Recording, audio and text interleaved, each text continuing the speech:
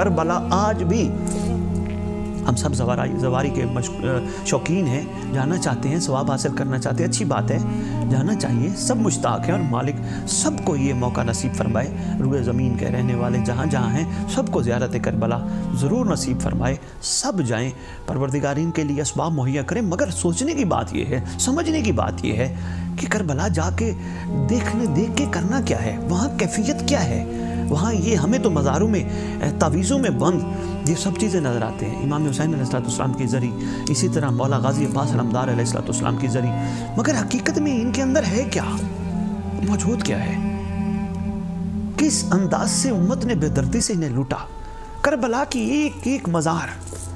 ہر آنے والے زائر سے تقاضا کر رہی ہے کہ یاد رکھو ان سب مظلوموں کا، ہم سب مظلوموں کا منتقم امام مہدی اجل اللہ تعالیٰ فرج شریف ہے۔ اتنی دور سے آئے ہو، آتے ہوئے دعا کر جاؤ، وفا کا یقین دلا جاؤ،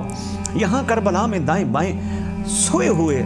عاشقین کی طرح تم بھی وفا کا یقین دلا جاؤ۔ جس طرح یہ عاشق اپنے وقت کے امام کی جوتی پر قربان ہوئے تھے، ایسے ہم بھی اپنے وقت کے امام کو نہ صرف وفا کا یقین دلاتے ہیں بلکہ سرکار کی خدمت میں عرض کرتے ہیں آپ خیر سے جلدی تشریف لائیں، ہم آپ کا ساتھ دینے کے لیے تیار ہیں۔ کربلا تقاضا کر رہی ہے ہم سے، اگر عرفانیاتی نقطہ نگاہ سے دیکھا جائے۔ اور یہاں پھر میں چوتھے امام علیہ السلام کا وہ فرمان آپ کی خدمت میں عرض کرتا جاؤں۔ سرکار کا فرمان ہے، میری جد کی زیارت یعنی زیارت کربلا، میری جد کی زیارت اس شخص کو کوئی فائدہ نہیں دے گی جب تک وہ میری جد کے مقصد اعلیٰ سے